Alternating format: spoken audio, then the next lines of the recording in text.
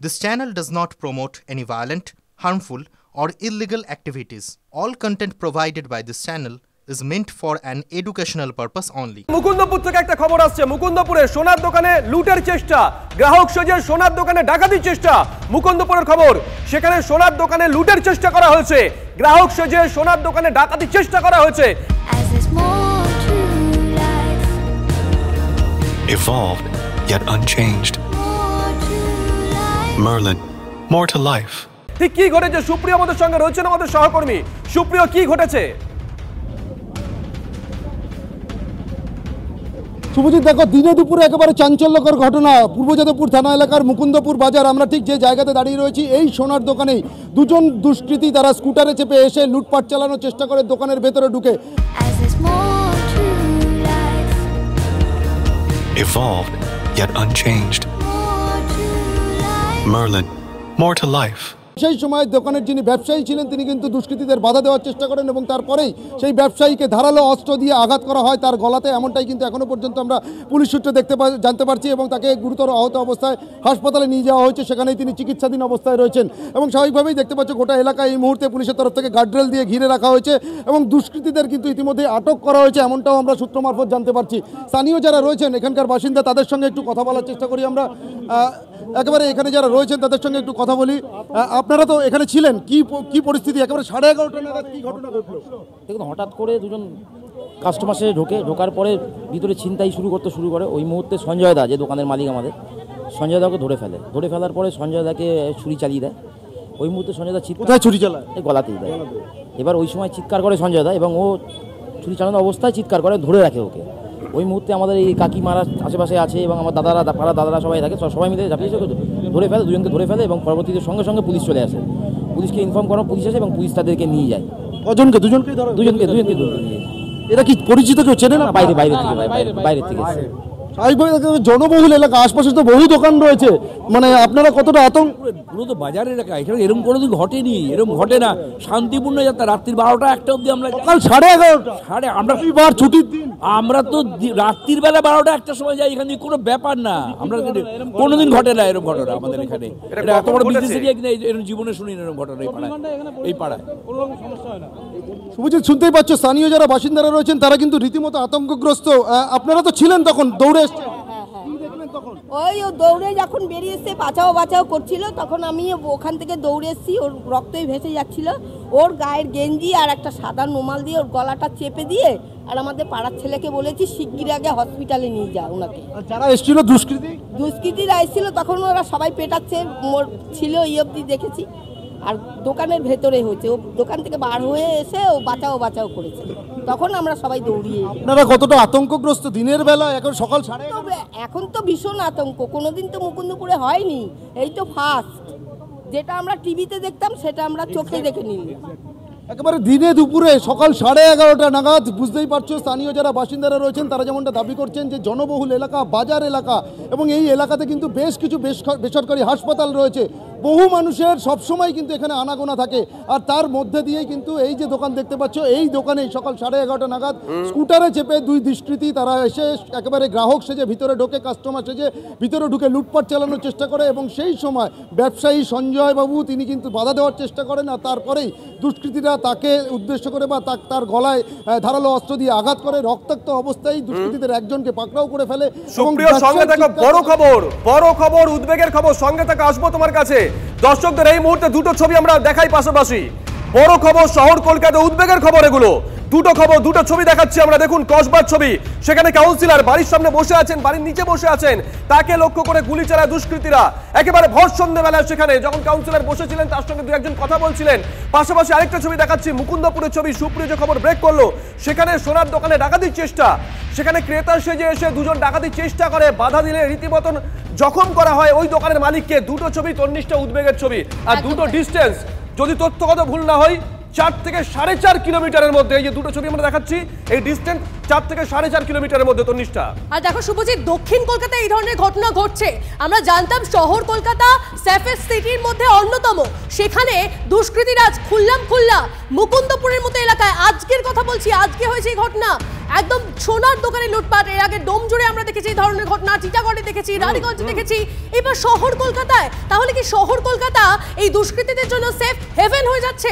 তারা কি, তাদের মনে কি কোনো ভয় ডর নেই? সেই জন্যই এইভাবে খুল্লা তারা দিনে দুপুরে এই ধরনের দুষ্কৃতিমূলক কাজকর্ম করছে, অপরাধ করছে।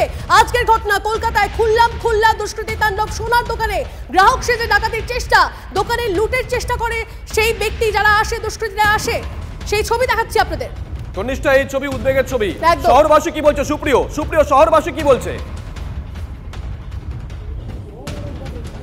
একেবারে এখানকার যারা বাসিন্দারা রয়েছেন তাদের সঙ্গে আগেও কথা বলেছিলাম, আরও একবার কথা বলার চেষ্টা করি। আপনারা তো সেই সময় ছিলেন, আশপাশেই ছিলেন নাকি? হ্যাঁ, আমরা কি পরিস্থিতি তৈরি হয়েছিল? আমরা দেখলাম এখানে একটা চাকু মেরেছে, মারার পর আমরা সঙ্গে সঙ্গে প্রশাসন চলে আসলো। ঠিক আছে, প্রশাসন চলে আসার পরে আমরা আমাদের সঞ্জয়কে হসপিটালে ভর্তি করানো হলো। ঠিক আছে, ভর্তি। কিন্তু এই বিষয়টা কতটা উদ্বেগজনক? সকাল 11:30 নাগাদ আমাদের মুকুন্দপুরে এই ঘটনার এই প্রথম হলো, একেবারে সকালবেলায় এই প্রথম ঘটনা, এরকম ঘটনা আমাদের শান্তিপূর্ণ এলাকা। সবথেকে বড় কথা দাদা, আমাদের অঞ্চলে আপনি সারা রাত ধরে লোক যাতায়াত করে, কখনো কোনো রকম কিছু হয় না। জনবহুল এলাকা, বাজার এলাকা, আশপাশে বেশ কিছু হাসপাতাল। না, সে তো অনেক দূরে আছে, এটা অনেকটা মোড়ের মাথা, বাজার থেকে অনেকটা দূরে। এইখানে প্রথম ঘটনা। সুপ্রিয়, সঙ্গে থেকে আসবো তোমার কাছে। আমরা যোগাযোগ করেছি, আমাদের সঙ্গে রয়েছেন টেলিফোনে অবসরপ্রাপ্ত পুলিশ কর্তা অরিন্দম আচার্য। অরিন্দম বাবু, শুভজিৎ রয়েছে, তন্নিষ্ঠা রয়েছে। আপনার সঙ্গে অন্য একটা বিষয় একটু আগেই কথা হচ্ছিল, আর সেই মুহূর্তে আরো একটা খবর আমরা পেলাম মুকুন্দপুরে। সেখানে সোনার দোকানে লুটের চেষ্টা, গ্রাহক সেজে এসে সোনার দোকানে ডাকাতির চেষ্টা করে। সেখানকার বাসিন্দা যারা আছেন, ব্যবসায়ী যারা আছেন, ভয়ে রীতিমতন কাঁপছেন। অরিন্দম বাবু, শিয়ালদা স্টেশন চত্বরে আমরা দেখলাম অস্ত্র উদ্ধার হলো, কাউন্সিলর বাড়ির নিচে বসে আছেন, তাকে গুলি করার চেষ্টা করা হলো। আবার এখানে দিনে দুপুরে এই ছবি আমরা দেখাচ্ছি। মানে কোথায় দাঁড়িয়ে আছি আমরা, কতটা উদ্বেগের কলকাতাবাসীর জন্য এই ছবিগুলো। সত্যি বলছি আপনাদের, এই যে একটা ভয়ঙ্কর পরিস্থিতির মধ্যে আমরা আছি, অনেকে আলোচনা সমালোচনা করবে, সত্যি ভয়ঙ্কর পরিস্থিতির মধ্যে আছি। এবং আমার না, সাধারণ মানুষের মাঝে মাঝে মনে হয় যে এই সরকারের যে একটা অ্যাডমিনিস্ট্রেশন আছে, আদৌ কি তারা আছে? আমার অদ্ভুত লাগে, এত সাহস তারা কি করে পাচ্ছে? এত পুলিশ ধরপাকড় শুরু হচ্ছে চতুর্দিকে। আপনি শিয়ালদা ঘটনাটা আপনি দেখুন যে কিভাবে আজকে বাইরে থেকে এসে কতগুলো আর্মস বিক্রি করতে আসছে। আজকে কাউন্সিলরকে দেখুন, একের পর এক ঘটনা দেখুন, সার্জেন্টকে মারছে, কুলতলিতে পুলিশকে গুলি করে মারছে। কদিন কিছুক্ষণ আগে যে বললাম, কারণ প্রশ্ন হচ্ছে যে এই যে ডাকাতিটা যারা করছে তারা কারা, কি করে আসছে, কেন আসছে, কি কারণে আসছে, কোথা থেকে আসছে? বিহার বলুন, ঝাড়খণ্ড থেকে তারা আসতে পারছে কি করে? আমাদের এখানে কেন আজকে আমাদের পুলিশের মধ্যে সচেতনতা নেই? আমি একমাত্র পুলিশকে কিন্তু বলবো না, কারণ এক সংখ্যক পুলিশ প্রচুর পরিশ্রম করছে। কিন্তু শুভজিৎ বাবু, আপনি মনে রাখবেন, আমাদের পুলিশের কিন্তু ইনফ্রাস্ট্রাকচার, প্রত্যেকটা থানায় আপনি দেখুন আজকে shortage of officer and force, তারাও কিন্তু পাগলের মতো ডিউটি করছে। কিন্তু মানে ফোর্স কম আছে কোথাও কি মনে হয় ফোর্স কম? আমি বলছি আপনাকে যে আপনি ধারণা করতে পারবেন না, যে কলকাতাতে যে সমস্ত পুলিশ অফিসার আজকে চাকরি করছে তাদেরকে সম্প্রতি বললো নাকি ছুটি বাড়াবে, কিন্তু জানেন না তাদের কি আজকে shortage of force, officer, infrastructure, এর মধ্যে তারা কাজ করছে। কিন্তু ডাকাতি করার জন্য যে আজকে আসছে, এই সাহসটা পাচ্ছে কেন? তারা জানে যে এখানে অ্যাডমিনিস্ট্রেশন বলে কিছু নেই। ধরা পড়লে আপনি জানেন যে সম্প্রতি 2-3 দিন আগে দেখলাম কোর্ট থেকে রিলিজ করার জন্য আবার একটা গ্রুপ বেরিয়ে গেছে। তারা আজকে 10,000-15,000 টাকা দিলেই কোর্ট থেকে রিলিজ হচ্ছে। How is it possible? এটা কি করে সম্ভব হয়? সম্ভব হচ্ছে এই কারণেই যে এখানে totally deterioration in all respect, আমি আপনাকে বলছি টোটাল।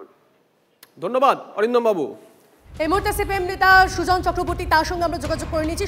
সুজন বাবু, দিনে দুপুরে মুকুন্দপুরের মতো এলাকায় সেখানে সোনার দোকানে লুটের চেষ্টা, এর আগে আমরা দেখেছি কোথাও পুলিশ আক্রান্ত হচ্ছে, ডিউটি করতে গিয়ে কোথাও পুলিশ আক্রান্ত হচ্ছে, কখনো কাউন্সিলর তাকে শুট করার চেষ্টা হচ্ছে, আবার কখনো সোনার দোকানে লুটপাট। এটা হচ্ছেটা কি গোটা শহর কলকাতা জুড়ে? তো গত 1.5 দিনের গল্প, 1.5 দিন, এখনো 48 ঘন্টা হয়নি, কাউন্সিলর বাড়ির সামনে আক্রান্ত হচ্ছে, ফায়ার আর্মস।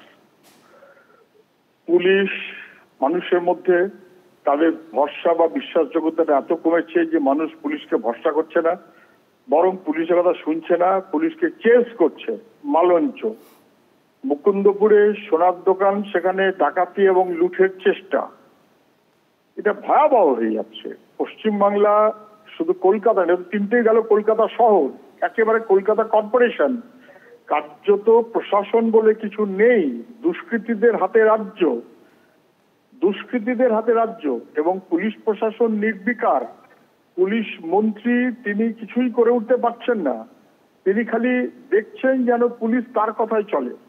পুলিশ যদি কখনো তার নিজের কথা না শুনে কেবলমাত্র মুখ্যমন্ত্রীর স্বার্থ অনুযায়ী চলে, মুখ্যমন্ত্রীর বা পুলিশ মন্ত্রীর কিসের সুবিধা হবে সে অনুযায়ী যদি চলে, তাহলে পুলিশ মন্ত্রীর ভরসায় থাকা দুষ্কৃতীরা তারা পুলিশের মাথার উপর উঠে নাচবে। অনুব্রত মণ্ডল পুলিশকে বোম মারার পর পুলিশের ডিজির সামনে মুখ্যমন্ত্রী অনুব্রতকে নিয়ে ডায়াসে উঠলেন।